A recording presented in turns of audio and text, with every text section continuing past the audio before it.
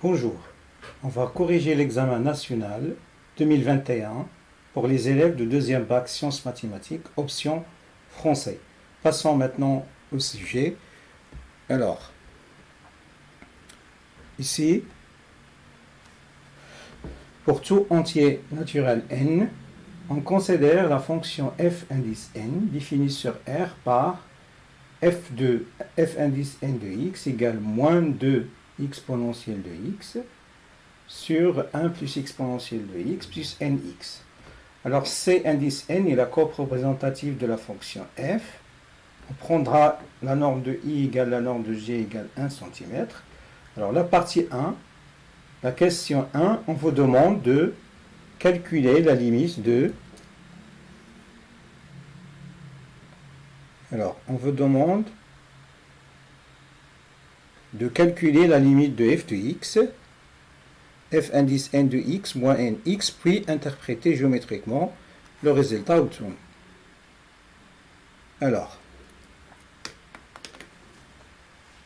on a donc soit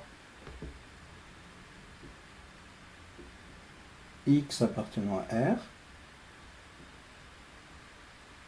on a alors la limite de f indice n de x moins n x plus 2 quand x tend vers plus l'infini. Alors on remplace, ça c'est la limite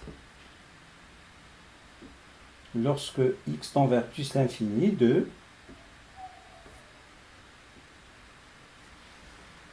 moins 2 exponentielle de x divisé par 1 plus exponentielle de x plus nx moins nx, le nx qui est là, plus 2.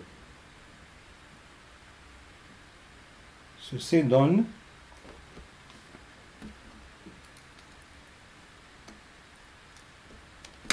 alors ceci donne quoi? C'est la limite lorsque x tend vers plus infini de moins 2 exponentielle de x.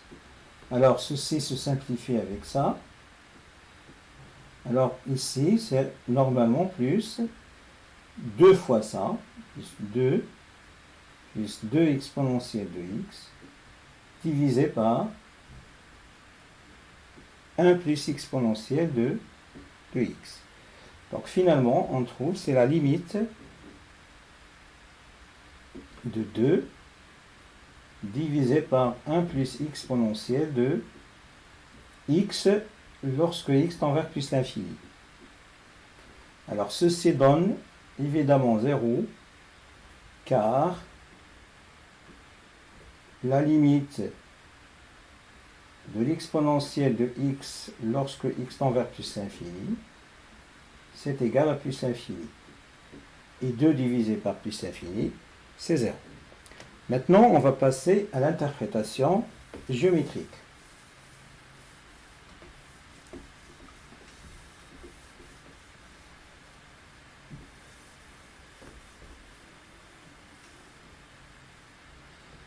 Alors, interprétation géométrique.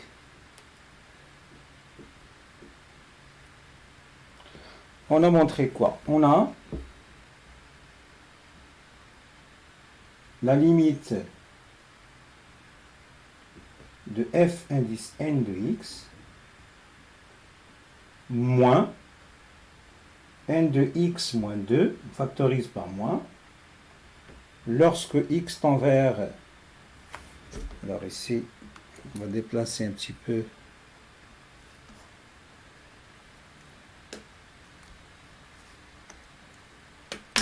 Donc c'est quoi?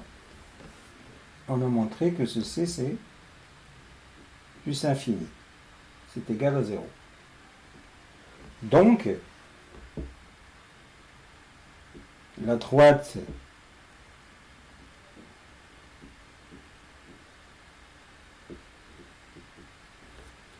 d indice n égale à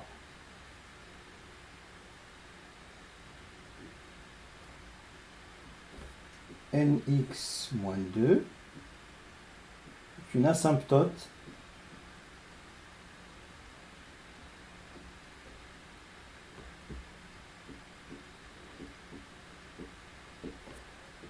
de CF, C indice Fn, au voisinage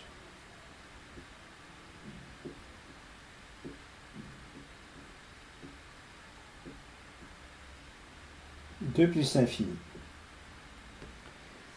Alors il faut faire attention ici, j'ai évité de dire que la limite de f de x est plus l'infini, normalement, car si vous avez n égale 0, donc vous trouvez y égale moins 2, donc c'est une asymptote horizontale. Mais si n est supérieur ou égal à 1, donc il s'agit d'une asymptote oblique. Donc j'ai évité de dire qu'il s'agit d'une asymptote oblique pour ne pas discuter ces deux cas. Donc il vaut mieux de dire tout simplement asymptote. Alors passons maintenant à la question suivante.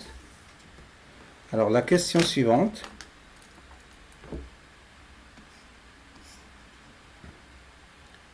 alors montrer que CF admet en moins l'infini une asymptote delta indice n dont on déterminera une équation cartésienne. Alors ici,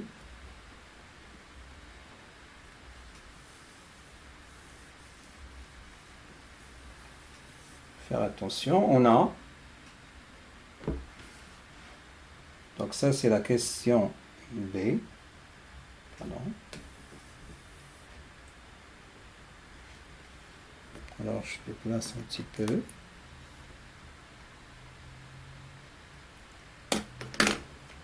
On a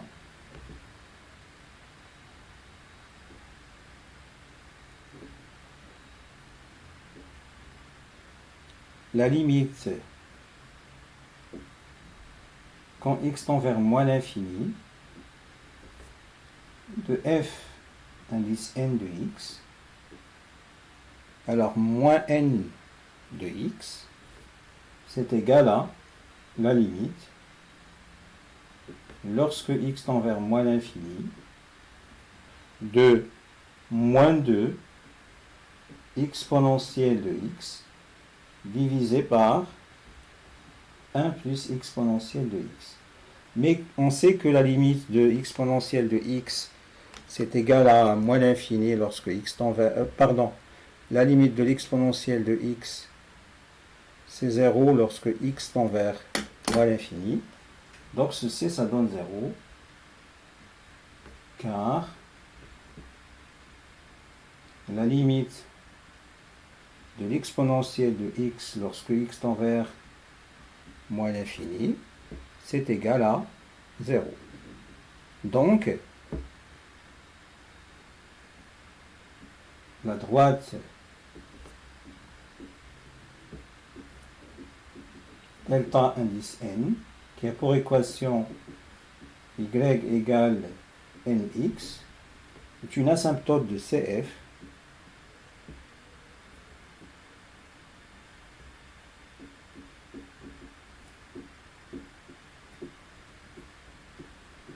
au voisinage de moins l'infini. On passe maintenant à la question suivante. Alors, la question suivante. Alors, montrer que la fonction f est dérivable sur R et que la dérivée égale cette quantité.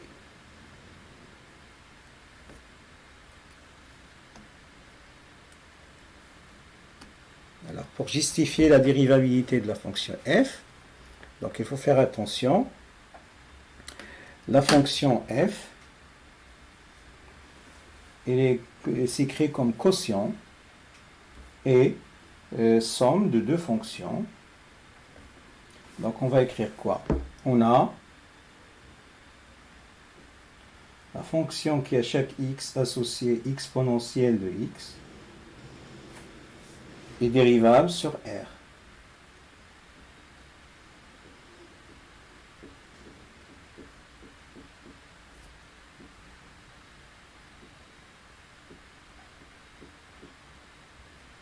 Alors il faut faire attention, l'expression de la fonction f de x égale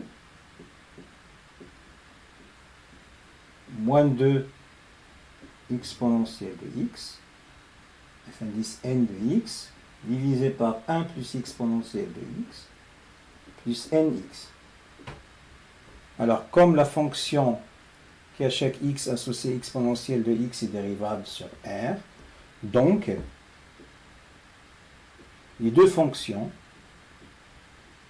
la fonction qui à chaque x associée moins 2 fois exponentielle de x, et donc j'ai multiplié une fonction dérivable par un scalaire, donc k fois f, avec f dérivable, et k est un nombre, et la fonction qui à chaque x associée 1 plus exponentielle de x, c'est une fonction de type k plus f, avec k constante, pardon, c'est une fonction de type k réel plus une fonction f dérivable, donc sont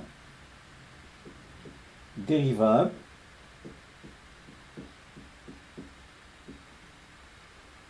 sur R.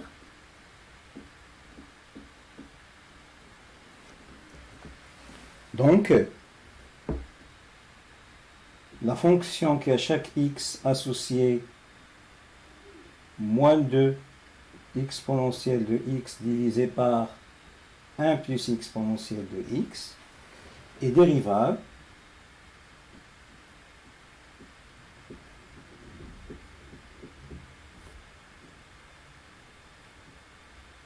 sur R,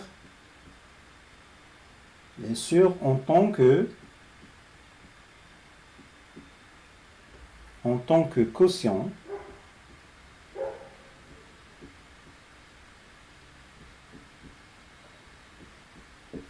de deux fonctions dérivables, cette fonction et celle-là, de deux fonctions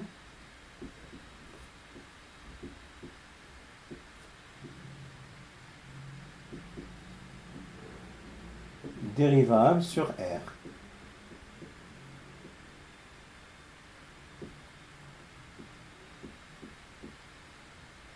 Bien sûr, dans ce quotient, dans le dénominateur,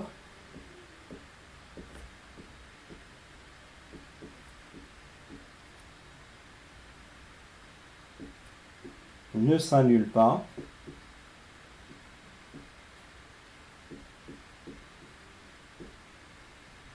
sur R. Bien sûr, car, quel que soit x appartenant à R, cette quantité 1 plus exponentielle de x est strictement positive, c'est-à-dire, donc ça sera différent de 0.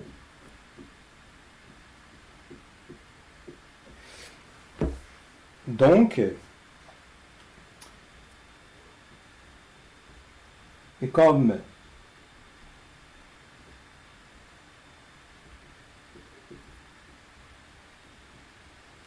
la fonction qui à chaque x associée nx est continue sur R,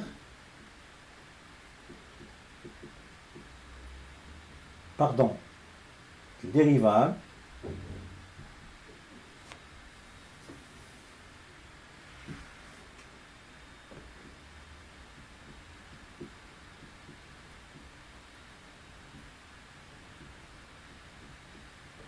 fonction polynomiale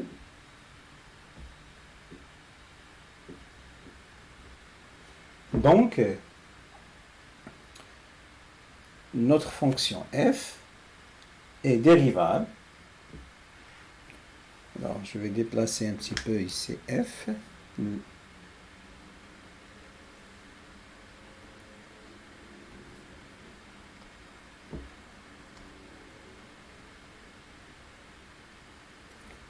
Alors donc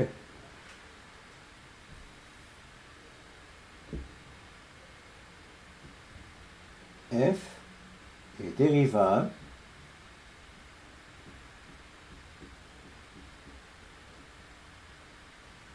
sur R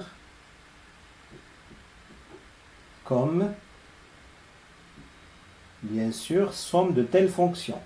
Polynôme plus une fonction dérivable, comme somme de telle fonction.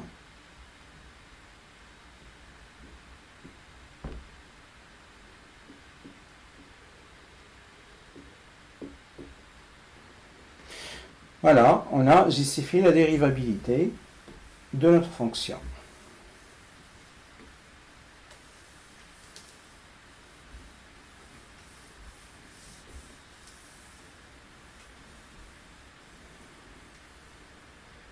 Et pour tout x de R,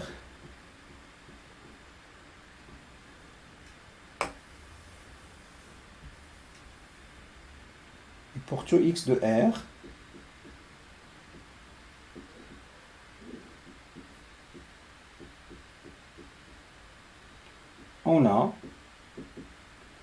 f' de x, normalement c'est égal à moins 2 exponentielle de x, divisé par 1 plus exponentielle de x, plus nx. Alors ceci est égal à quoi? Donc ici c'est moins 2, donc ici c'est dérivée de ça, c'est exponentielle de x fois la dérivée fois cette fonction, 1 plus exponentielle de x, moins la dérivée de ça, c'est exponentielle de x, fois exponentielle de x, divisé par 1 plus exponentielle de x, le tout au carré, plus la dérivée de ça par rapport à x, c'est plus n. Donc ceci égale quoi? C'est moins 2, facteur 2, exponentielle de x, plus exponentielle de 2x, moins exponentielle de 2x, divisé par 1 plus exponentielle de x, le tout au carré, plus n. Donc finalement, c'est égal à moins 2 exponentielle de x, divisé par 1 plus exponentielle de x, le tout au carré, plus n. Et bien sûr, la conclusion, d'où, quel que soit x dans R, f' de x est égal à moins 2 exponentielle de x divisé par 1 plus exponentielle de x au carré plus n. Voilà, c'est ça la dérivée de notre fonction. Donc maintenant, on passe à la question suivante. Donc, on a calculé la dérivée. Maintenant, on va démontrer cette normalement égalité. Inégalité, pardon. Alors, ici, on va résoudre soit par récurrence, soit on calcule la différence de cette quantité avec celle-là. Donc, B, soit, donc si vous avez une quantité qui commence par quel que soit, il faut toujours commencer pour votre raisonnement par prendre un élément arbitraire, soit x dans R. Alors, on a, pour raisonner par équivalence, alors 4 exponentielle de x divisé par 1 plus exponentielle de x, le tout au carré, ceci inférieur ou égal à 1, équivaut à quoi? Cette quantité est positive, donc ça c'est équivaut à exponentielle, 4 exponentielle de x, inférieur ou égal à 1 plus exponentielle de x, le tout au carré. On développe, ça donne 4 exponentielle de x inférieur ou égal à 1 plus 2 exponentielle de x plus exponentielle de x au carré. On transforme ceci à l'autre côté. On trouve exponentielle de x au carré moins 2 exponentielle de x plus 1 est positif.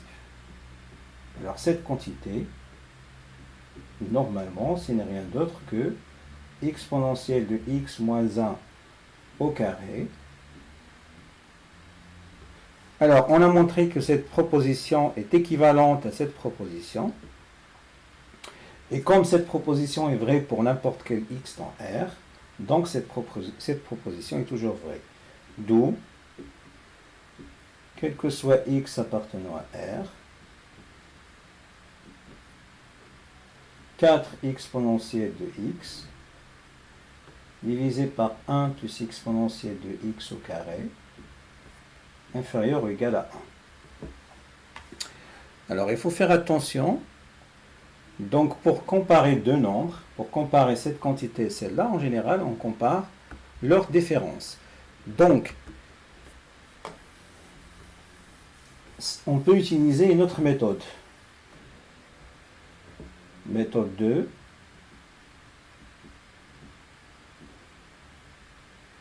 On peut juste calculer la différence. On a 4, 1 moins 4 exponentielle de x divisé par 1 plus exponentielle de x au carré, c'est égal à 1 plus exponentielle de x au carré moins 4 exponentielle de x divisé par 1 plus exponentielle de x au carré. Alors ceci c'est quoi? C'est 1 plus 2 exponentielle de x plus exponentielle de x au carré moins 4 exponentielle de x divisé par 1 plus exponentielle de x, le tout au carré. Donc ça va donner quoi après calcul? C'est 1 moins 2 exponentielle de x plus exponentielle de x, le tout au carré, divisé par 1 plus exponentielle de x, le tout au carré.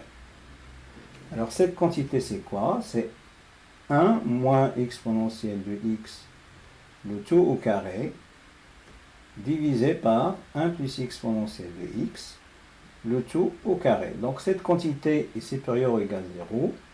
Donc 1 est supérieur ou égal à cette quantité. Autrement dit, on a cette inégalité. On passe maintenant à la question suivante.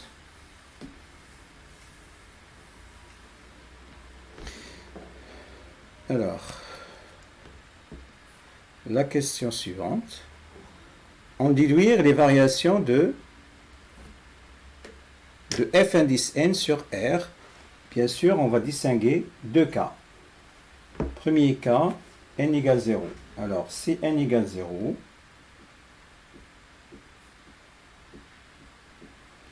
donc déjà ça c'est la question C. Alors, si n égale 0, alors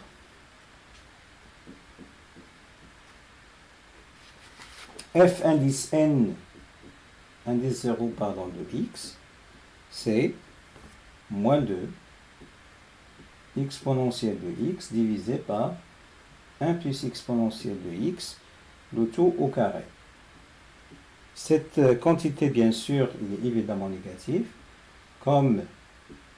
Donc il faut faire attention, il faut commencer par soit x appartenant à R, pour ne pas écrire quelque chose à chaque fois, comme moins 2 exponentielle de x est strictement négatif, et 1 plus exponentielle de x au carré est strictement positif. Donc, négatif divisé par positif, ça donne quelque chose de toujours strictement négatif. Donc,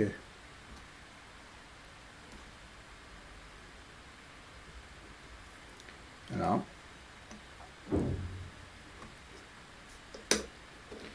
Alors, donc, quel que soit x dans R,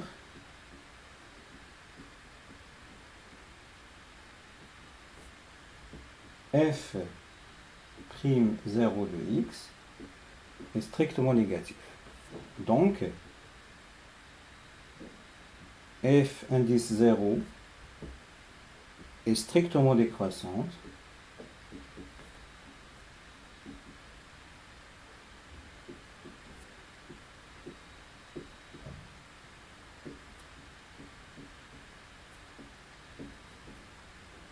sur R. Voilà. Maintenant, on va passer à l'autre cas. Alors, l'autre cas, maintenant, si n est supérieur ou égal à 1,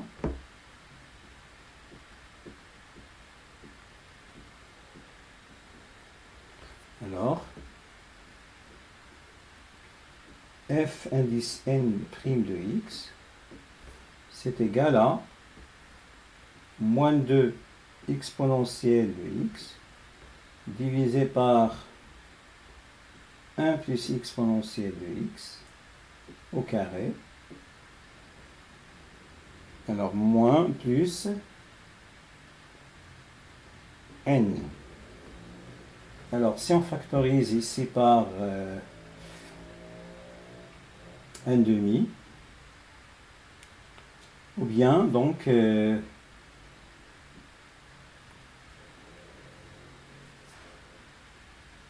f'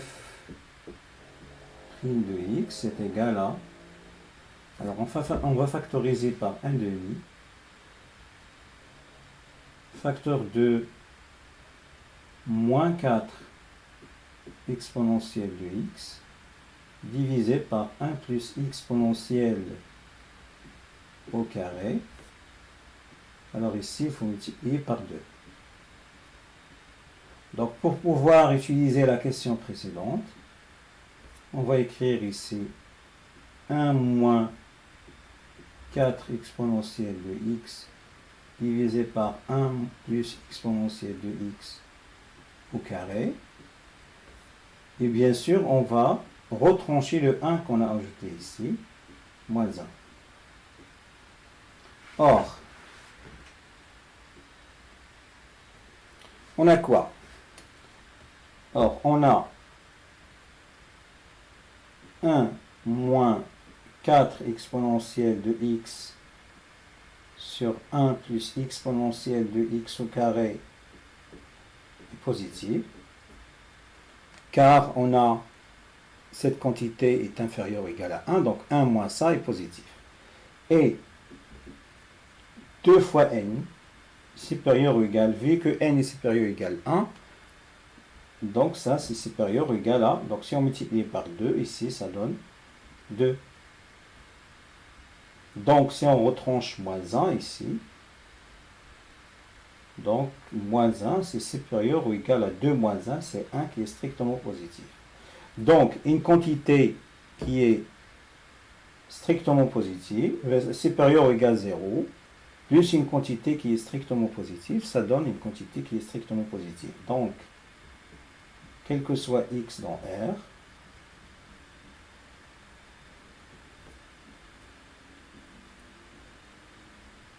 f indice n de x est strictement positif. Donc, dans ce cas, f indice n est strictement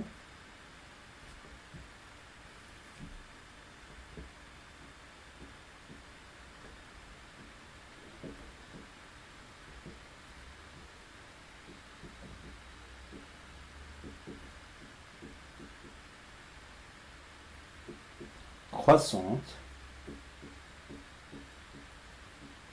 sur R. Voilà, on a étudié les variations de f, indice n, dans les deux cas, n égale 0 et n égale supérieur ou égal à 1. Maintenant, on va passer à la question suivante.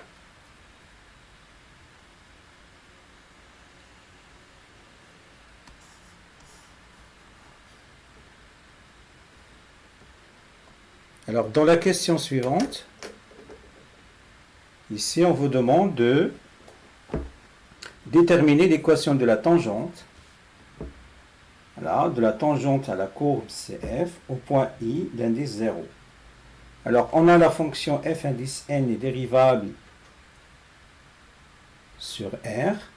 Donc, la fonction, la courbe C indice n admet une tangente au point 0. Donc, on va écrire, normalement, on a l'équation de la tangente en 0. Si on note T indice n sur tangente, il s'écrit cette tangente. Donc, l'équation s'écrit sous la forme f' indice n en 0, facteur de x moins 0, plus f indice n de 0. Or, donc ici, à quoi est égal f'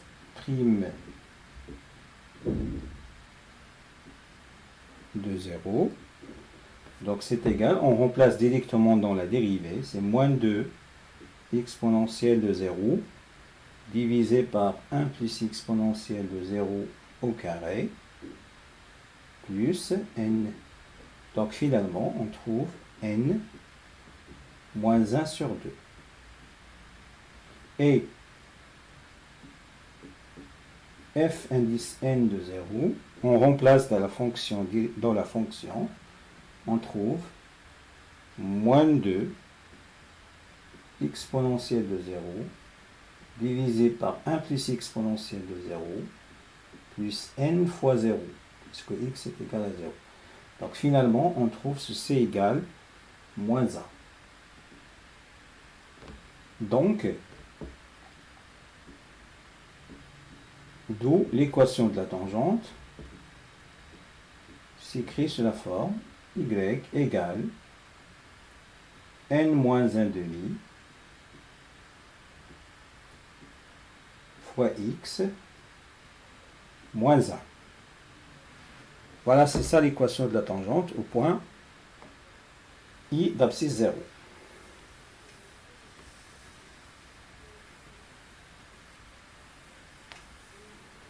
Alors, on passe maintenant à la question suivante.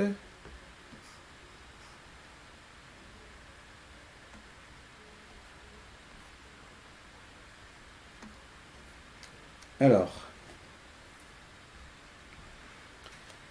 montrer que le point I est le seul point d'inflexion de la courbe C indice N. Alors, il faut calculer la dérivée seconde. Alors, on a, déjà, il faut prendre, donc ça c'est la question B, soit n appartenant à n. Alors, on a f indice n prime est dérivable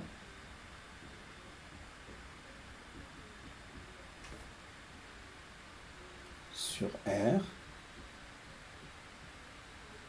et sur car.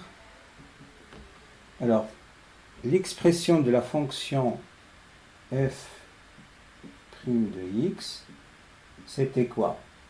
C'est moins 2 exponentielle de x divisé par 1 plus exponentielle de x au carré plus n.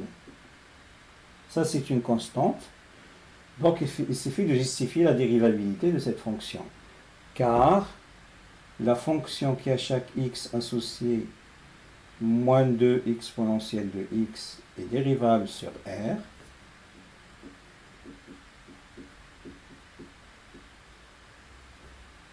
Et la fonction qui à chaque x associé 1 plus exponentielle de x au carré est dérivable en tant que produit dérivable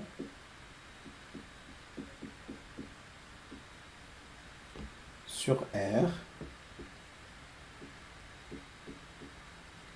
dérivable et ne s'annule pas.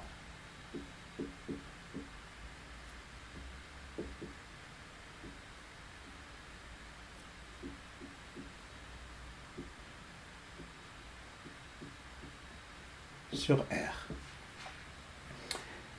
Et bien sûr, on a justifié la dérivabilité de notre fonction, et pour tout x dans R,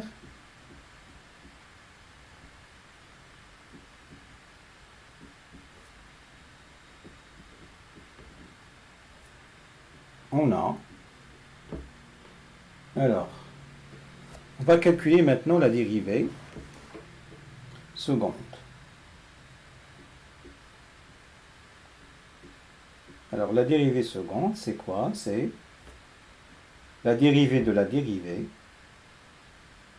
moins 2 exponentielle de x, divisé par 1 plus exponentielle de x au carré, plus n. Alors, il faut faire attention, la dérivée de n, c'est 0, puisqu'on ne dépend pas de x. Donc, il reste la dérivée de ce quotient. Alors, ça va donner quoi? La dérivée de ça, c'est moins 2 exponentielle de x, fois 1 plus exponentielle de x, le tout au carré, moins la dérivée de ça, c'est-à-dire le moins ici, donc ça donne plus 2 exponentielle de x, fois la dérivée de cette quantité, c'est-à-dire fois 2, la dérivée de 1 plus exponentielle de x exponentielle de x, fois 1 plus exponentielle de x. Tout ça divisé par 1 plus exponentielle de x, le tout à la puissance 4. Alors, on va simplifier par 1 plus exponentielle de x, ici, 1 plus exponentielle de x. Elle reste quoi? Ou bien on va factoriser par 2 exponentielle de x, facteur de 1 plus exponentielle de x. Donc il reste quoi? Moins 1, moins exponentielle de x. Et si j'ai factorisé par 2 fois ça, donc ça fait plus 2 exponentielle de x, le tout divisé par 1 plus exponentielle de x, le tout à la puissance 4.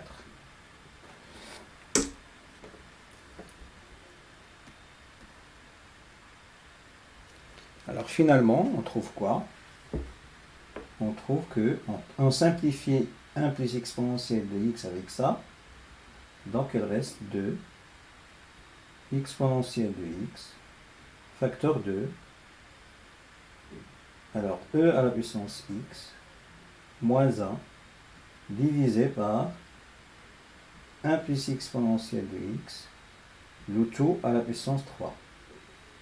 Maintenant, on va étudier. Donc, on va écrire maintenant l'expression de la dérivée. Donc, quel que soit x appartenant à R, la dérivée seconde, c'est égal à, alors ici, c'est égal à 2 exponentielle de x, facteur de exponentielle de x moins 1, divisé par exponentielle de x plus 1, le tout à la puissance 3. Alors, soit x appartenant à R, on a exponentielle de x est strictement positif, et exponentielle de x plus 1, la même chose, strictement positive, car l'exponentielle c'est toujours strictement positif. Donc,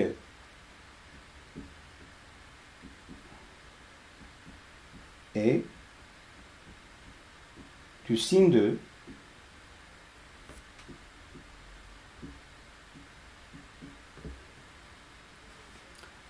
Alors maintenant, il faut dresser le tableau de sin. Alors, donc, or, la dérivée seconde de x, on cherche quand est-ce qu'elle est positive.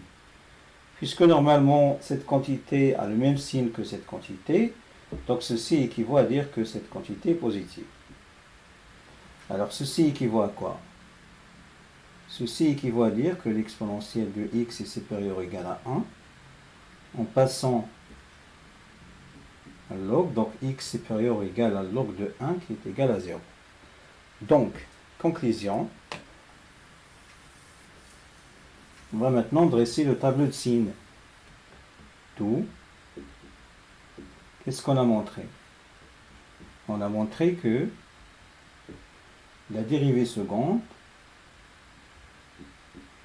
elle est positive au nul lorsque elle s'annule en 0 et positive lorsque x est supérieur ou égal à 0. Donc ici, ça sera automatiquement négatif. Alors, conclusion, on a quoi? On a la dérivée seconde s'annule en 0 en changeant de signe. Donc s'annule en changeant de signe en 0.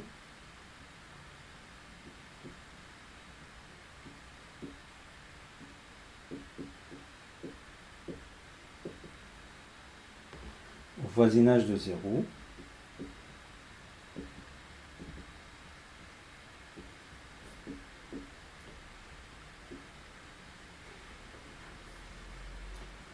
Donc, le point I de coordonnées 0, f de 0, c'est-à-dire le point I de coordonnées 0, mais f de 0, c'est moins 1, est le seul point d'inflexion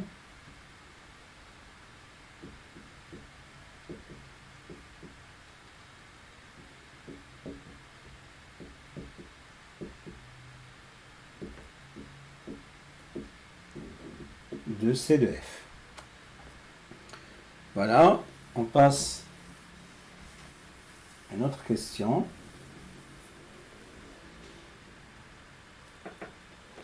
Alors, la question suivante. Alors maintenant, on va représenter graphiquement notre fonction.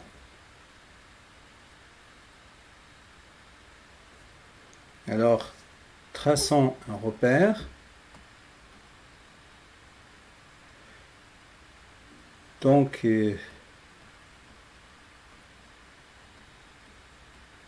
alors, I et G. Alors, on va tracer, premièrement, c'est un des zéros. Alors, la droite d'équation y égale moins 2 est une asymptote horizontale. Et la droite d'équation, bien sûr, asymptote horizontale au voisinage de plus l'infini. Et la droite d'équation y égale 0 est une asymptote horizontale au voisinage de moins l'infini. Alors, je vais tracer premièrement les asymptotes. Alors, on a un point d'inflexion ici. Donc, je vais tracer la tangente en ce point. La tangente en ce point a pour équation y égale, alors, moins 1 demi x moins 1.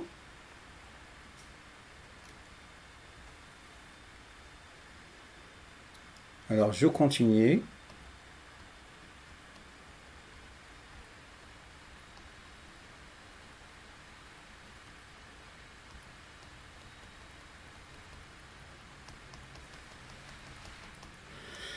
Alors, je trace le graphe de notre fonction C0. Alors, ici, la convexité est dirigée vers le haut. point d'inflexion ici, la tangente au voisinage de asymptote, au voisinage de moins l'infini. Ça c'est 0. Maintenant on va tracer la courbe de C2. Donc C2, on a D0 y égale 2x moins 2 est une asymptote au voisinage de plus l'infini. Delta 2, la droite d'équation 2x est une asymptote oblique au voisinage de moins l'infini. Alors je vais tracer ces deux asymptotes. Alors approximativement, donc elle passe, ça c'est 1, ça c'est moins 2, donc elle passe par moins 2. Donc ici, elle passe par là. Alors, je vais tracer approximativement. Donc ça c'est la droite d'équation y égale 2x moins 1. Je trace aussi la droite d'équation y égale 2x, mais j'ai besoin de ça au voisinage de moins l'infini. Ça c'est la droite d'équation y égale 2x moins 2. Et ici c'est la droite d'équation y égale 2x. Alors, ça c'est un point d'inflexion. On sait que la convexité ici est dirigée vers le haut. Donc ça. Et bien sûr, point d'inflexion. Ici, il faut inverser la convexité. On va s'arrêter ici. Voilà, ça c'est le graphe de la fonction C2. C'est juste approximatif. Alors, on va passer maintenant, on continue. Alors, on passe à la question suivante. Alors,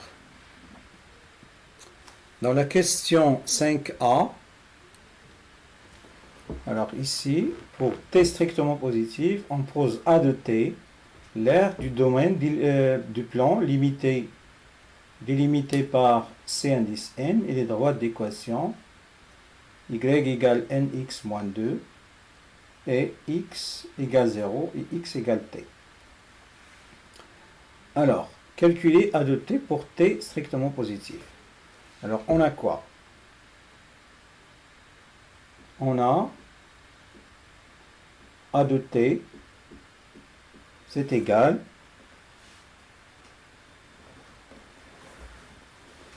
par définition, c'est l'intégrale entre 0 et t, valeur absolue de f indice n de t, de x, moins nx moins 2. Bien sûr, d de x est en unité d'aire. Donc, on a un repère orthonormé de l'unité I égale 1 cm. Donc, on sait que, bien sûr, l'unité d'aire, c'est la norme de U fois la norme de G. 1 cm fois 1 cm, ça fait 1 cm au carré. Donc, ceci, ça donne quoi? C'est l'intégrale entre 0 et t. De quoi? De... Alors, ici, ça fait quoi? Donc, on remplace f de n, donc ça donne, après calcul, c'est 2, alors valeur absolue de moins 2. Alors, on a déjà calculé ceci, et on a montré que ceci, c'est égal à moins. Alors, on remplace, pas de problème. 1 plus exponentielle de x, plus nx, moins nx, plus 2. d de x, centimètre carré.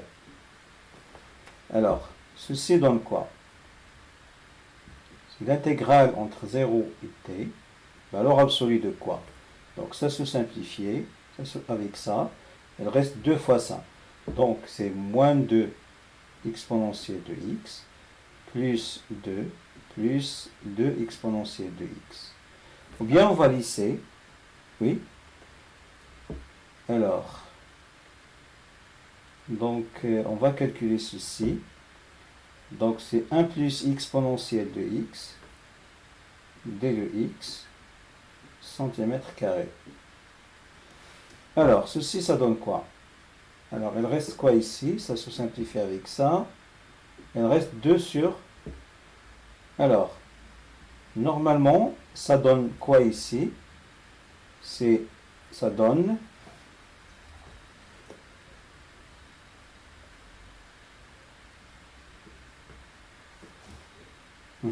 une quantité, ça donne 2 sur 1 plus exponentielle de x. Alors, on peut normalement calculer ceci, pas de problème. Donc, on va calculer ceci premièrement. Or, f indice n de x moins nx moins 2 égale, alors c'est moins 2 exponentielle de x divisé par 1 plus x plus nx moins nx plus 2. C'est égal à 2 moins 2 exponentielle de x sur 1 plus exponentielle de x. Ceci égale 1, donc ici c'est 2 fois ça, plus 2 fois ça, c'est 2, pardon, 2 sur 1 plus exponentielle de x. C'est une quantité qui est positive. Donc, a de t, qui est égal à l'intégrale de 0 à t, de cette quantité qui est positive, donc pas besoin de laisser la valeur absolue. Mais au lieu de garder cette quantité, je vais garder celle-là. Donc c'est 2 moins 2 exponentielle de x divisé par 1 plus exponentielle de x, d de x. Alors je vais factoriser par 2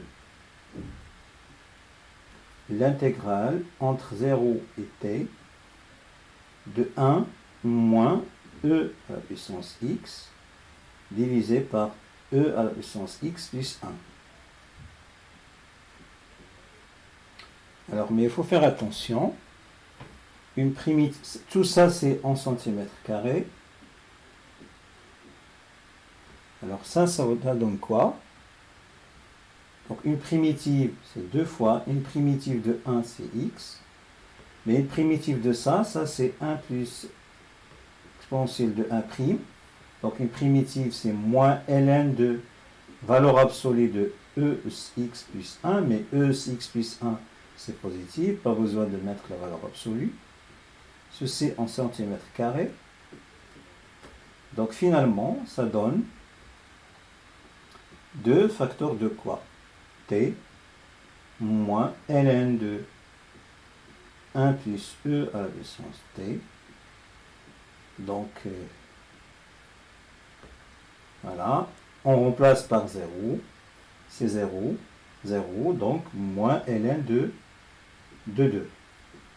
Ceci en centimètres carrés. Donc finalement, ceci donne quoi? Finalement, c'est 2 facteur de t moins ln de 1 plus e à la puissance t, d'accord, plus ln de 2, bien sûr, en centimètres carrés. Voilà. Donc, on a calculé A de t. Maintenant, on va passer à la question suivante. Alors, dans la question suivante, on vous demande de calculer la limite de A de t, la question B. Alors, on a la limite de A de t quand t tend vers plus infini est égale. Alors, on a montré quoi? C'est la limite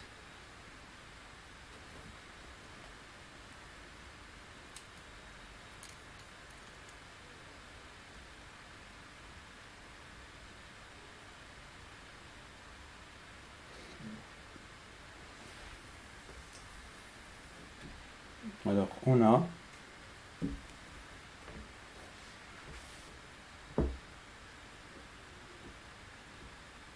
la limite de a de t quand t tend vers plus infini, c'est égal à la limite quand t tend vers plus infini de 2 facteurs de t moins ln de 1 plus e à la puissance t.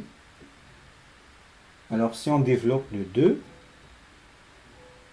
c'est, ou bien on va laisser ça comme ça, plus ln de 2. Alors ici on va factoriser par, à l'intérieur de log par exponentielle de t, c'est 2. Alors il faut faire attention, le 2 qui était là, c'est en facteur. Je sais tout ça en facteur. Alors ça va donner quoi? Alors en facteur 2, ça c'est t moins ln de e à la puissance t, facteur de 1 plus 1 sur e à la puissance t, plus log de 2. Alors ça c'est quoi? C'est la limite lorsque t tend vers plus infini de 2. Ici on va utiliser la propriété ln de a fois b lorsque a est b positif. C'est ln de a plus ln de b. Donc ce qui est le cas, puisque ça c'est positif et ça c'est positif, mais avec le moins ici, ça donne exponentielle de t moins ln de 1 plus 1 sur exponentielle de t plus ln de 2. Donc finalement, on a quoi? C'est la limite lorsque t tend vers plus l'infini de 2, t moins t, moins ln de 1 plus 1 sur exponentielle de t, plus ln de 2. Donc finalement, ceci donne quoi? C'est la limite lorsque t tend vers plus infini de 2, facteur de quoi? Moins ln de 2, je vais commencer par ln de 2, moins ln de 1 plus 1 sur exponentielle de t. Alors, cette quantité tend vers plus l'infini, donc ça tend vers 0, ln de 1 c'est 0, donc il reste log de 2 fois 1, donc c'est 2, ln de 2. Car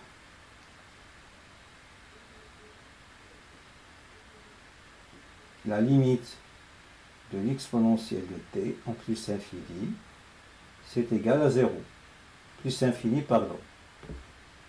Donc ceci implique que ceci tend vers 1, et par continuité de la fonction log, ln de 1 c'est 0, donc il reste 2 ln de 2.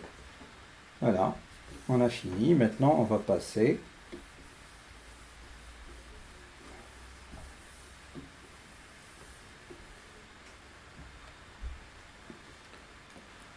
alors la question suivante. Donc on va passer maintenant à la partie 2.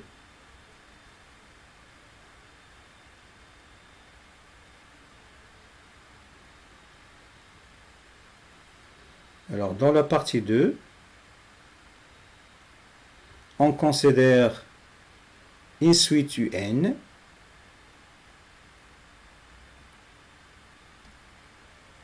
telle que U0 égale 0 et UN plus 1 égale f de 0 de UN.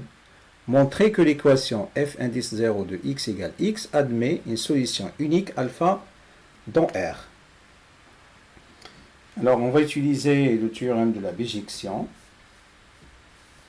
Alors on va poser quoi? Posons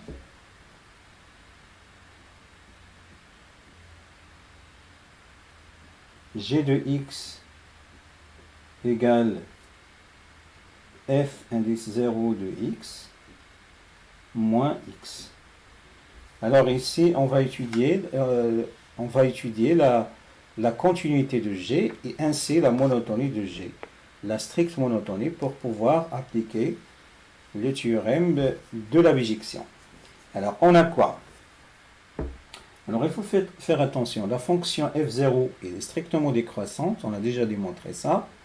Et la fonction qui à chaque x associée moins x est strictement décroissante, puisque normalement c'est une fonction affine à coefficient, le coefficient directeur c'est moins 1. Donc, ceci montre que G est strictement décroissante en tant que somme de deux fonctions strictement décroissantes. Et on peut utiliser la dérivée, pas de problème. Alors, on a les fonctions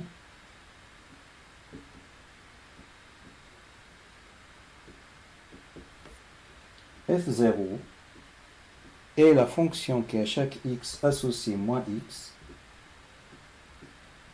sont continues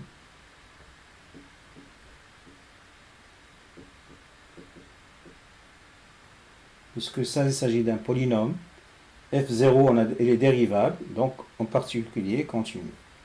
Sont continues et strictement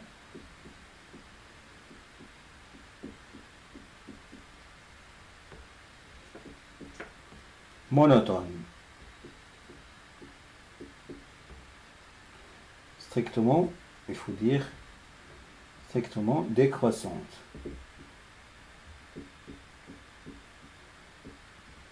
Alors pour f0, on a déjà montré qu'elle est strictement décroissante. La fonction qui à chaque x associée moins x a pour dérivée moins 1, donc elle est strictement décroissante. Ou bien c'est une fonction affine avec un coefficient directeur égal moins 1. Donc, G est continu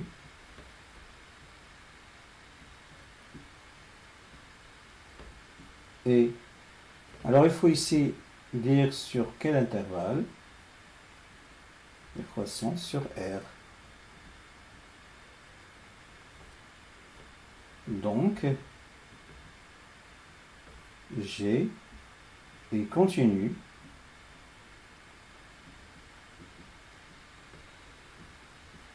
et strictement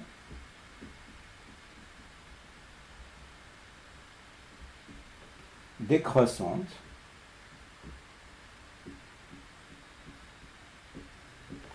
sur R. Donc, G réalise une bijection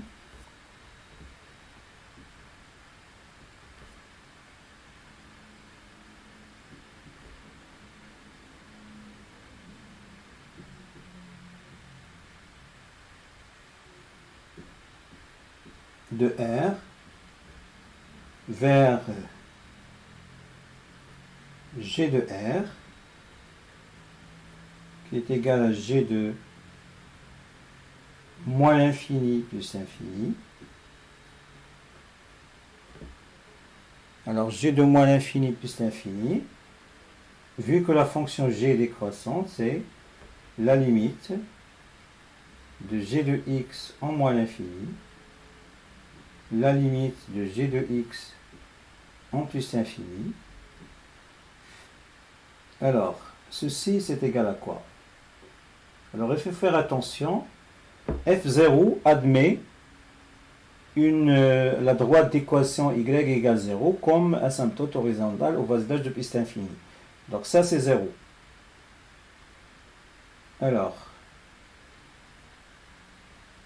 ici c'est 0, mais ici c'est... Alors il faut faire attention ici. Alors il faut inverser puisque la fonction c'est décroissante. Alors en plus l'infini, la courbe de f0 admet la droite d'équation y égale moins 2 comme asymptote horizontale. Donc la limite de cette quantité c'est moins 2, mais ici c'est moins l'infini, moins 2 c'est moins l'infini. Donc ici c'est moins l'infini. Et la limite en moins l'infini, ici ça donne plus l'infini, mais f de 0 de x en moins l'infini, c'est 0. Donc ça donne plus infini, c'est-à-dire R. Or, 0 appartenant à R, donc il admet un antécédent unique par la fonction f. Donc, il existe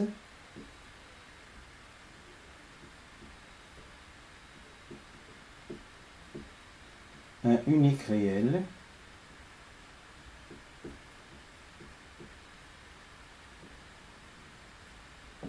alpha tel que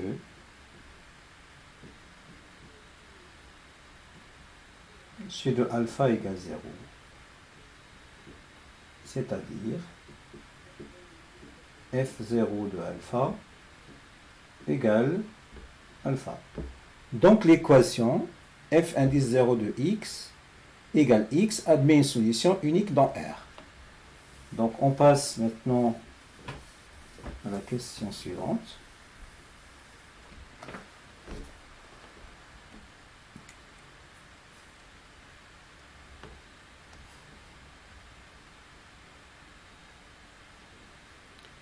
Alors dans cette question, on vous demande de vérifier que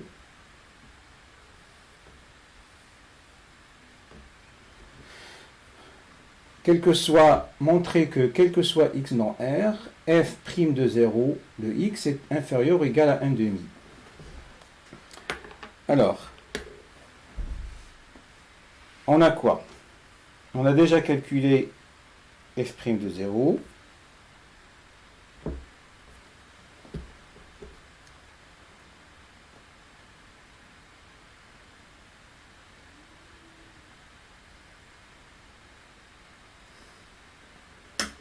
Alors, on a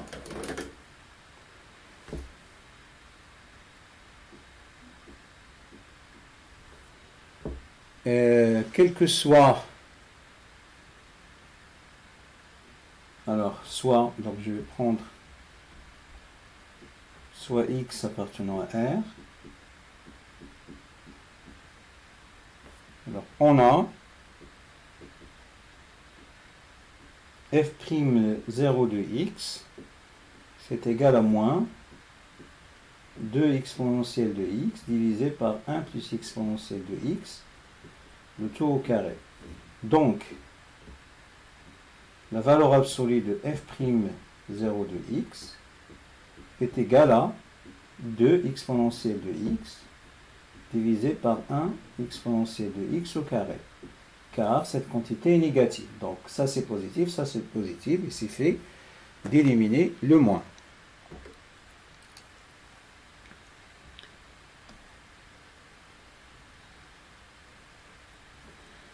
Alors, donc, deux fois valeur absolue de f' de 0 de x, c'est égal à 4 exponentielle de x divisé par 1 plus exponentielle de x au carré. Or, on a déjà montré que cette quantité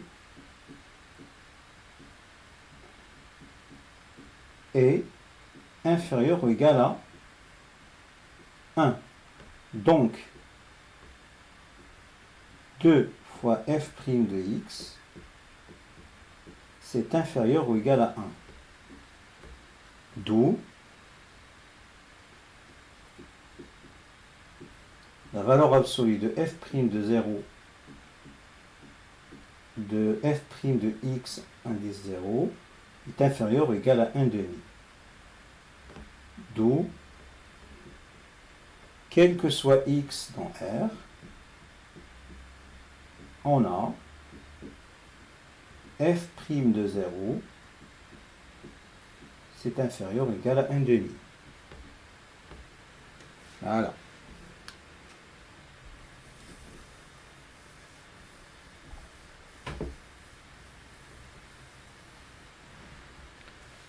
Alors, maintenant, on va passer à la question suivante. Alors, dans cette question, on vous demande de montrer cette inégalité. Mais cette inégalité, normalement, elle se démontre en utilisant l'inégalité des accroissements finis. D'accord, donc, alors on va faire quoi? On va dire quoi? On a, alors si, supposons, on va supposons que donc on va prendre déjà soit n appartenant à n.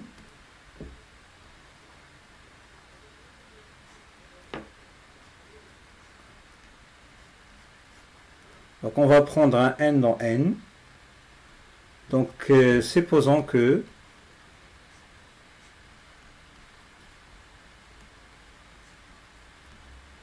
un est différent de alpha. Sinon, l'inégalité est triviale.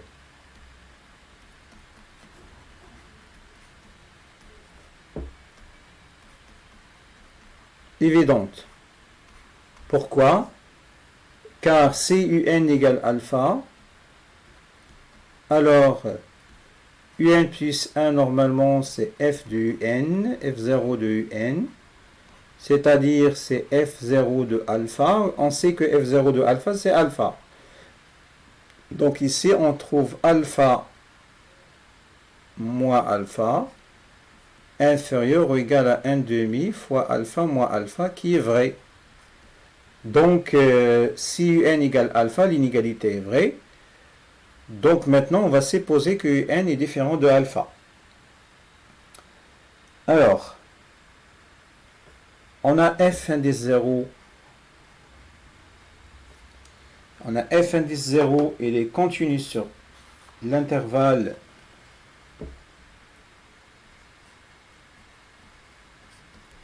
et continu sur l'intervalle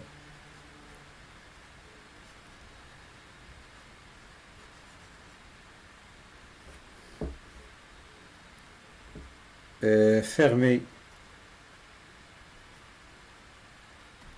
d'extrémité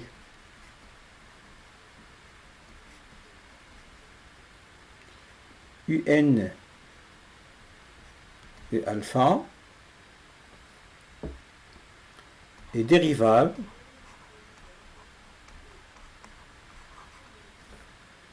sur l'intervalle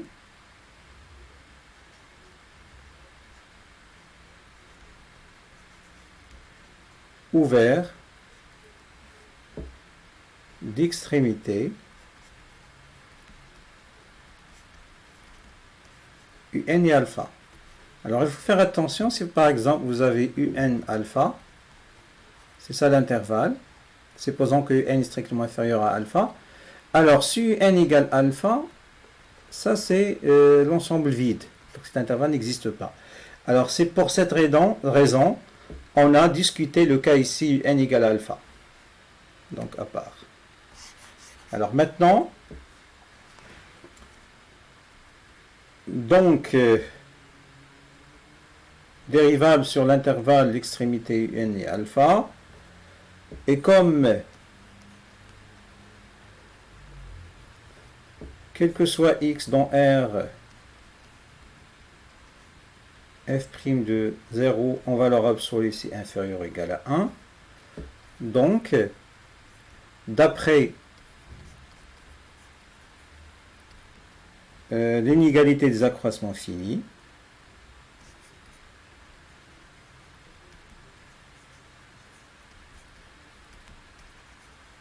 des accroissements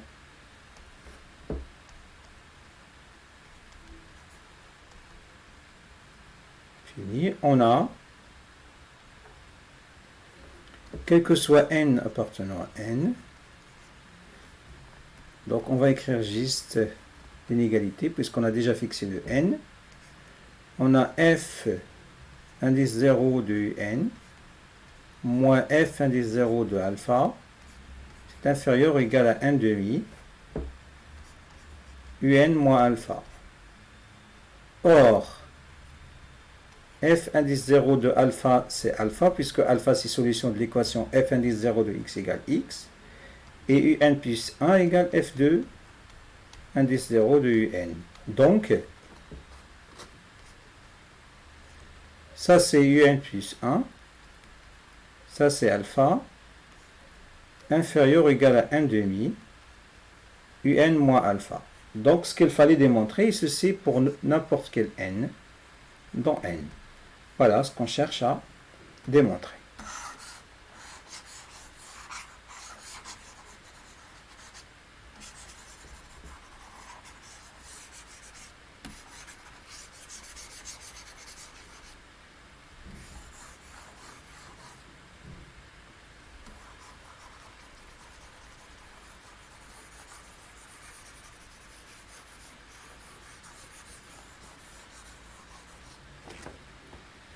Alors, maintenant, on passe à la question suivante.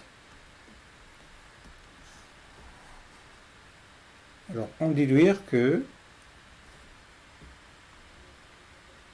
quel que soit n dans n, alors, qu'est-ce qu'on a montré? Alors, on va montrer quoi? On va montrer que, alors, cette quantité, on va la montrer par récurrence.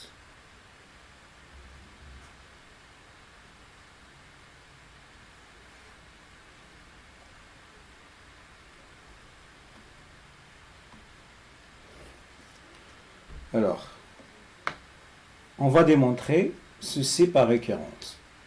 Alors, pour n égale 0,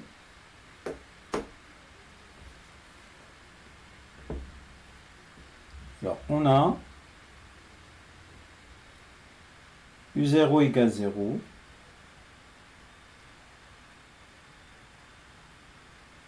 Donc,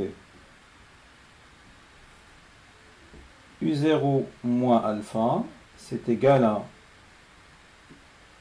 moins alpha, est égal à alpha, module de alpha. D'accord?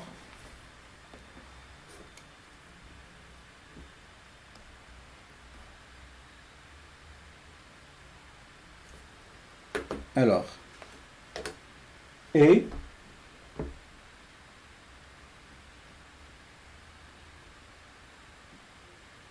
un demi à la puissance 0 multiplié par alpha, c'est égal à alpha. Donc, on peut écrire U0 moins alpha, c'est inférieur ou égal à 1 demi à la puissance 0 fois module de alpha. Donc, c'est une égalité vraie, puisqu'on a l'égalité. D'où l'initialisation.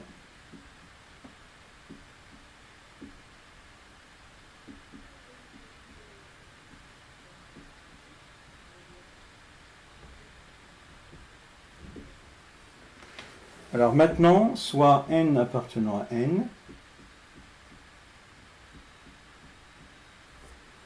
supposons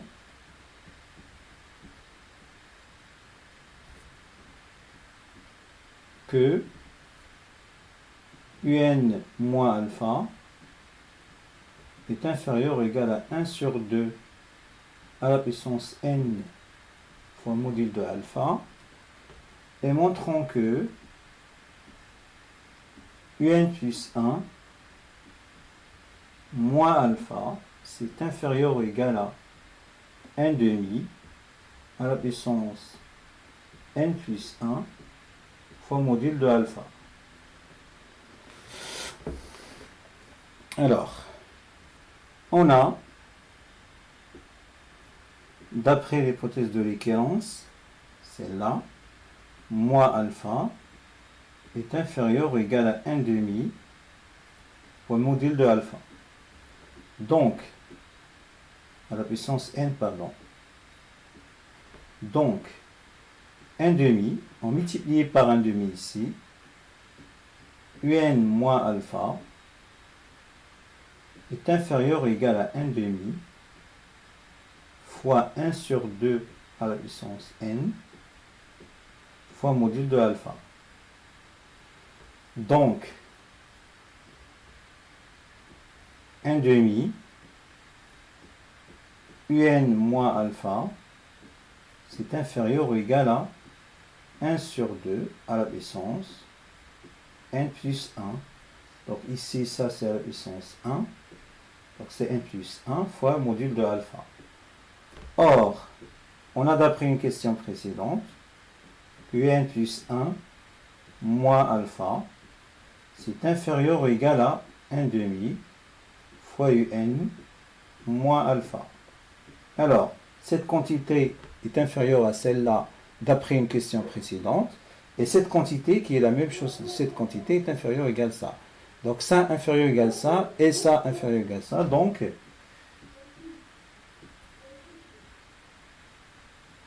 un plus 1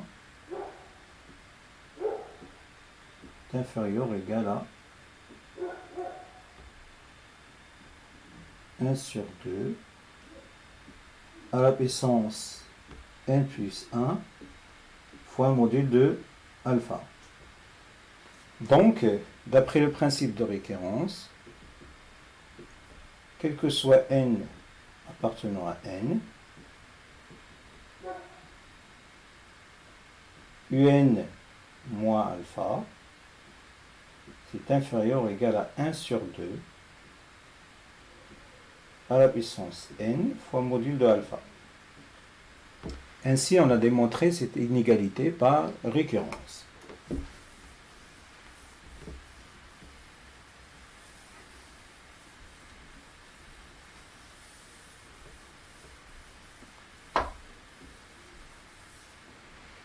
Alors, on passe à une autre question. Alors, on déduire que la suite un converge vers alpha. Alors, un petit rappel.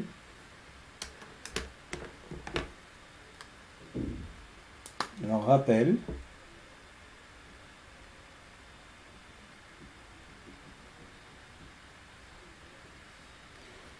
Si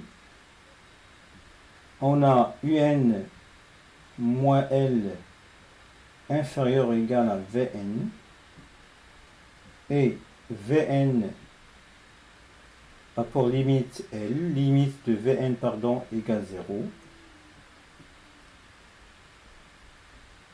alors un est convergente et limite de un c'est égal à L. Donc si on a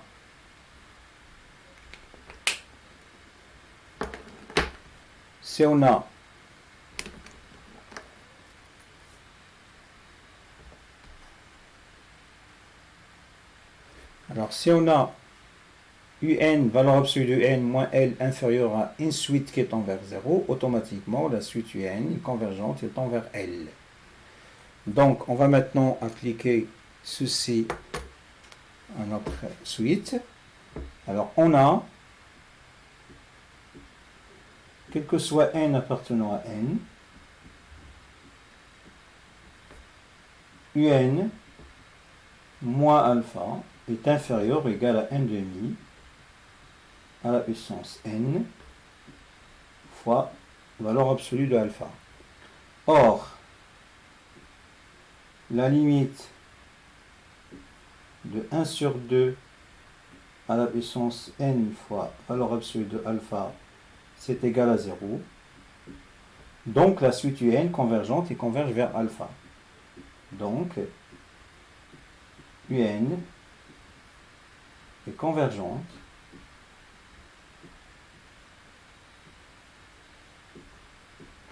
et la limite de un c'est égal à alpha.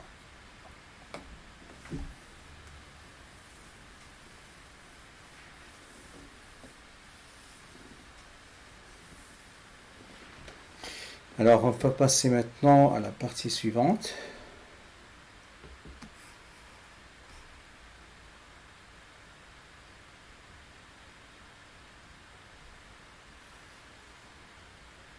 Alors, la partie 3.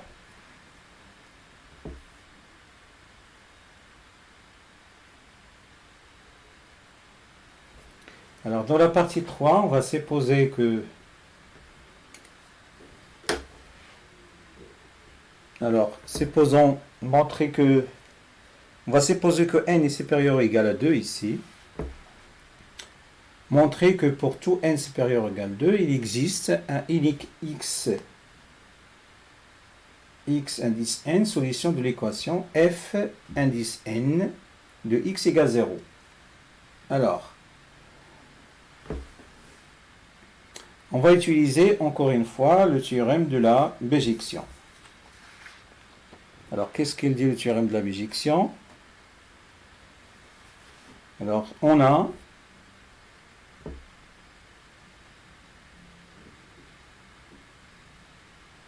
f indice n est continu car il est déjà dérivable et strictement croissante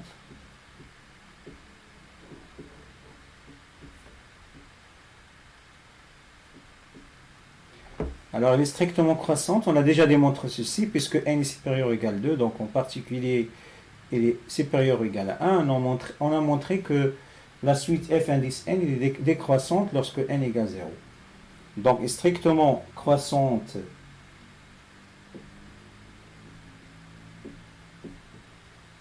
sur R.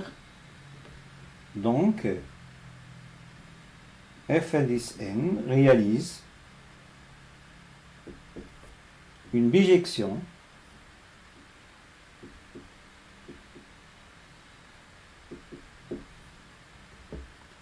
de R vers f indice n de R. Or, f indice n de R, c'est égal, puisque la suite, il est, normalement, ça c'est f indice n de moins l'infini plus l'infini. La fonction f indice n est croissante, donc ça c'est la limite de f indice n de x en moins l'infini. La limite de f indice n de x en plus infini. Mais, donc, on peut facilement montrer que la suite est égale à en moins l'infini, c'est moins l'infini. Et la limite de f indice n de x est plus infini. Puisqu'on a déjà des asymptotes qui sont obliques. Donc, c'est R. Or, 0 appartient à R. Alors, il existe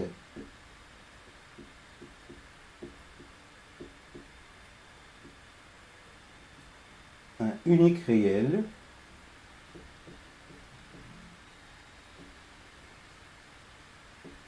noté x indice n tel que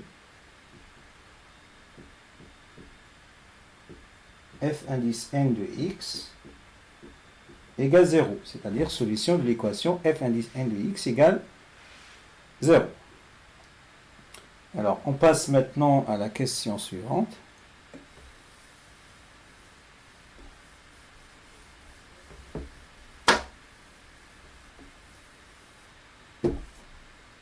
Alors, la question suivante.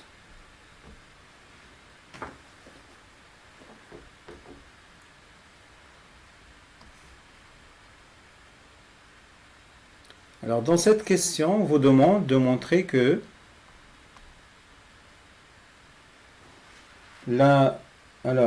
pour tout n dans n, xn est compris entre 0 et 1. On prendra cette indication.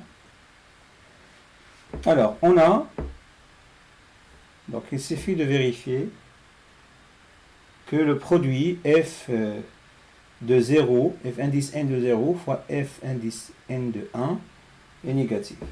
Alors, on a f indice n de 0. Donc, si on remplace directement, alors on trouve moins 1. On a déjà calculé ceci. Et f indice n de 1 normalement c'est moins 2 e divisé par 1 plus e plus n qui est égal à n moins 2e divisé par 1 plus e. Alors cette quantité est strictement positive. Pourquoi? Car n est supérieur ou égal à 2 et 2e sur 1 plus e est strictement inférieur à 2. Alors, puisque normalement est égal approximativement 1,47, donc il est strictement inférieur à 2. Donc, on a une quantité qui est strictement supérieure à 2 et notre strictement inférieur à 2. Donc, cette quantité est strictement inférieure à n.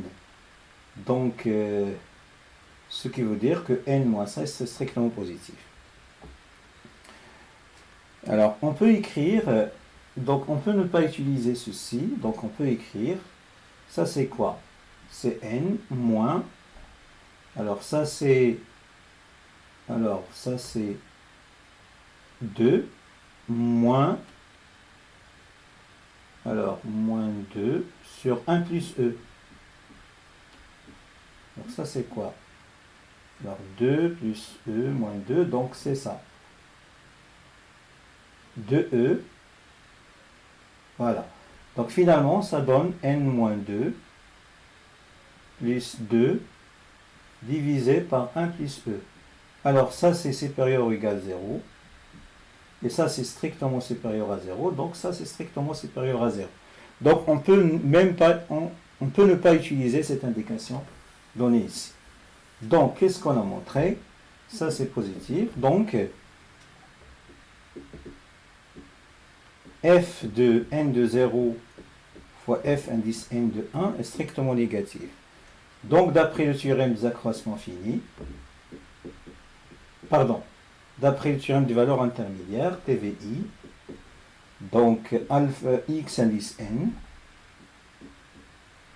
est compris entre 1 et 0. Alors, on peut normalement utiliser notre remarque.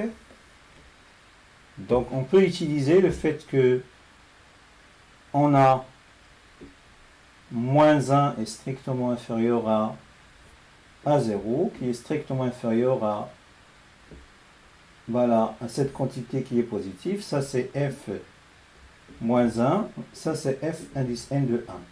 Mais f0, donc c'est f indice n de xn. Et ça, c'est f indice n de 0.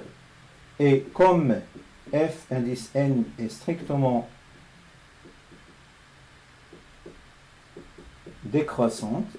strictement croissante, alors strictement croissante, donc alors xn est strictement inférieur à 1 et supérieur ou égal à 0. On peut même montrer que f indice n est une bijection, on a déjà montré ceci.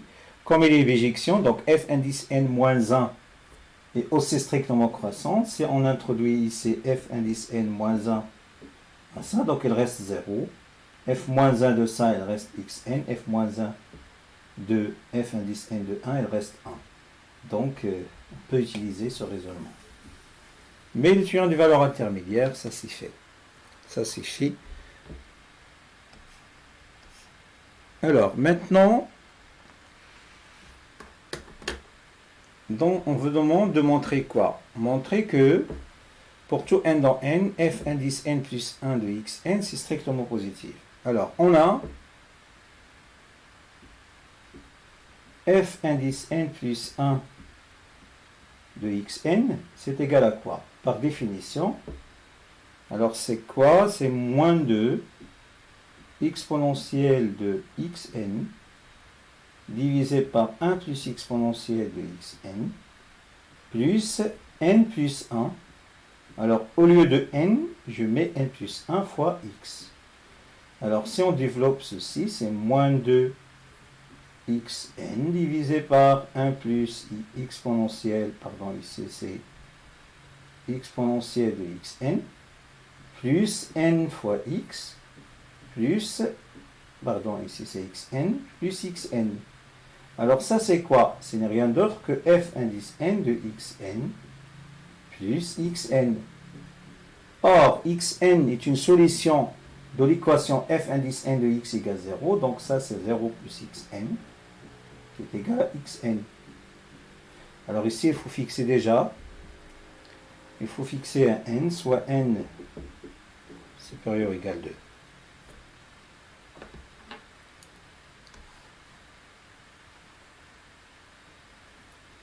Alors, ça c'est xn. Or, xn est strictement supérieur à 0. Donc, f indice n plus 1 de xn est strictement positif. Ce qu'il fallait démontrer. On passe maintenant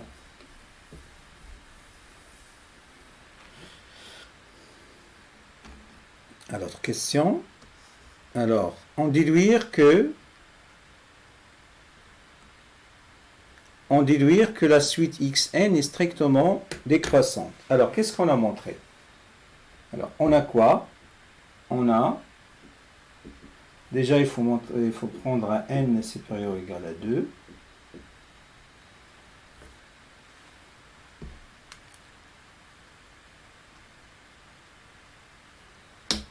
Alors, on a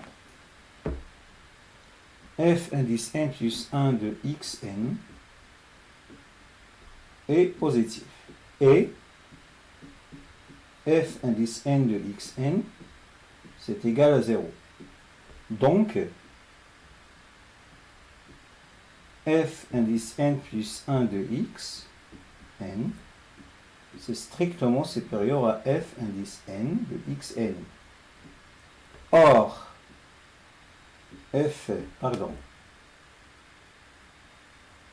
alors on peut écrire ici, au lieu d'indice n, j'utilise n plus 1, ici c'est n plus 1, égale 0, car xn plus 1, c'est la solution de l'équation f indice n plus 1 de x égale 0. Donc ici, j'ajoute un rond. Or, f indice n plus 1 est strictement croissante sur R, en particulier sur 0, 1. Donc, xn est strictement supérieur à xn plus 1, bien sûr, pour tout n supérieur ou égal à 2. Donc, la suite xn est strictement décroissante.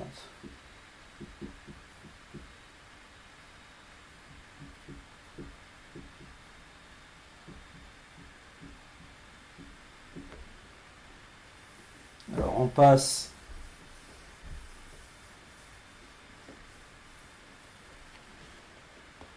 à la question suivante.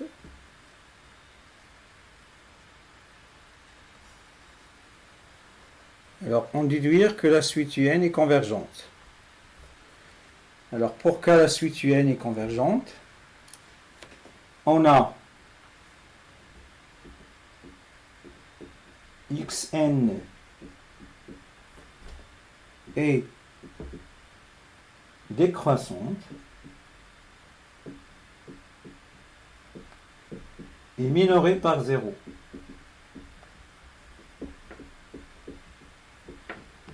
Car, quel que soit n supérieur ou égal 2, xn est strictement positif. Donc, xn est convergente.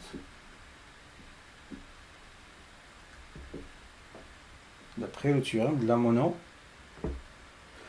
la monotonie. Alors, maintenant, on passe à la question suivante.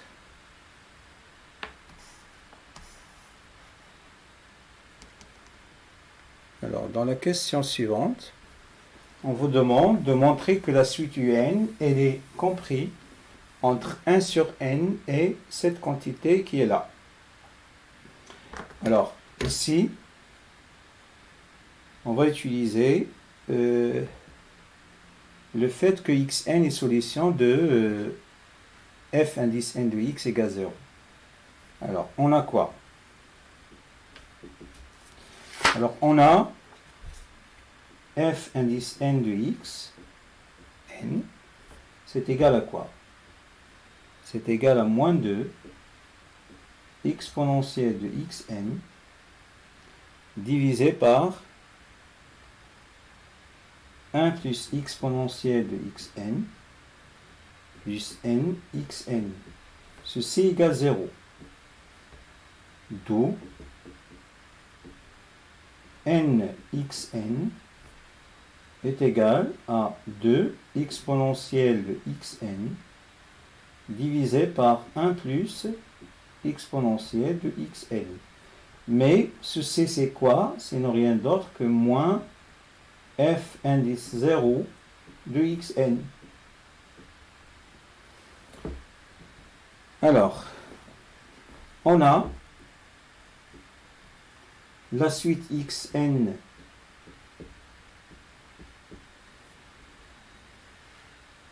est convergente. Alors nous, on cherche un encadrement, pardon. Alors on a quoi? On a, donc il faut fixer un n toujours ici, soit n supérieur ou égal à 2. On a xn est compris entre 1 et 0. Et f indice 0 est strictement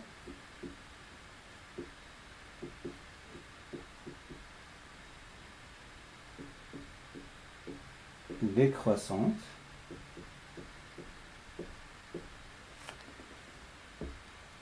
Alors, strictement décroissante, donc on va introduire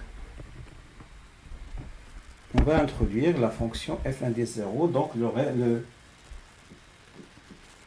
donc f indice 0 de 1, donc l'ordre sera inversé, f indice n de xn strictement inférieur à f indice 0 de 0.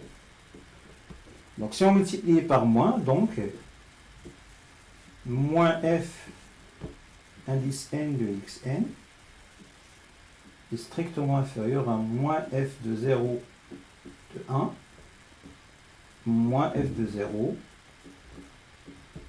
de 0. Alors ça, c'est rien d'autre que n fois xn. Alors, mais moins f de 0, on a déjà f de 0, c'est égal à moins 1. Alors, multiplié par 1, par moins 1, ça donne 1. Mais f moins f de 1, donc on remplace, c'est 2. On remplace dans la fonction f indice 0, c'est 2e divisé par 1 plus e. En divisant par n, c'est une égalité, d'où 1 sur n est strictement inférieur à xn, strictement inférieur à 1 sur n, fois 2e divisé par 1 plus e. Et bien sûr, ceci est vrai quel que soit n dans supérieur ou égal à 2. Donc, on a bien montré cette double inégalité. On passe maintenant à la question suivante. Alors,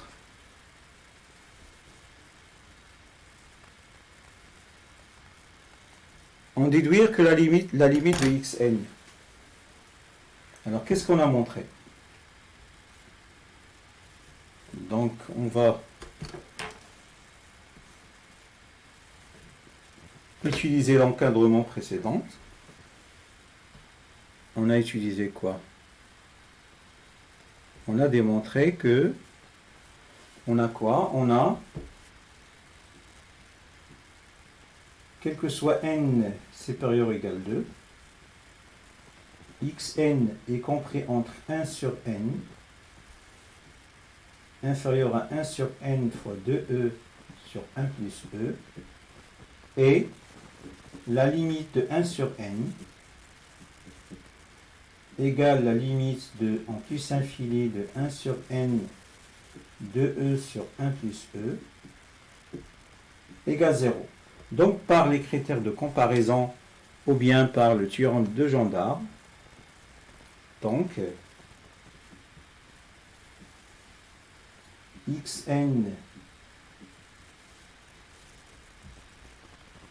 limite de xn est égal au C0. Donc on a montré que xn a pour limite 0. On passe maintenant à la question suivante. Donc c'est la même question, il faut justifier que n fois xn égale 1, la limite de n fois xn égale 1. Alors on a utilisé quoi? On a déjà montré dans une question précédente que on a n xn égale moins f de 0 de xn. Or, xn converge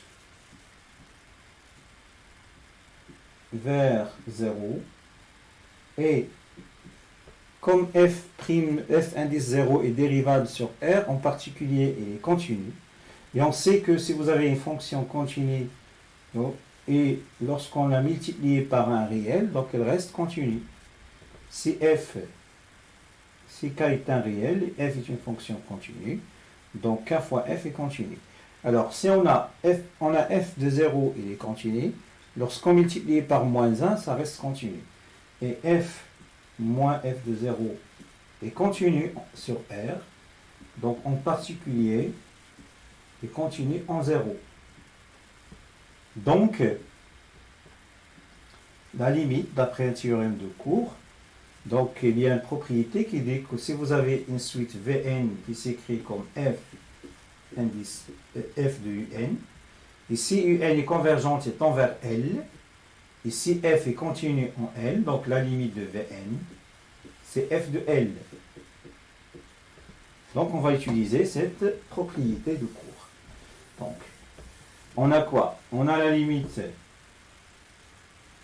Alors, donc la limite de n fois xn, quand n tend vers plus l'infini, c'est égal à moins f0 de 0, puisque L c'est égal à 0. Et on a montré que ceci est déjà égal à 1. Alors, donc, on passe maintenant à la question suivante. Alors,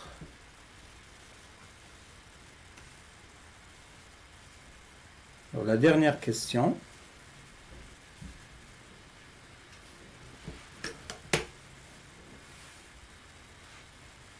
Alors, la question 4a. Alors, montrer que... Alors, on a quoi? Donc, la question A, on a la suite xn pour n supérieur ou égal à 2 est strictement décroissante. Donc, elle est majorée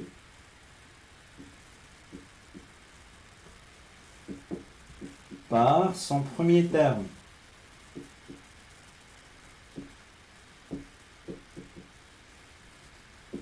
x2.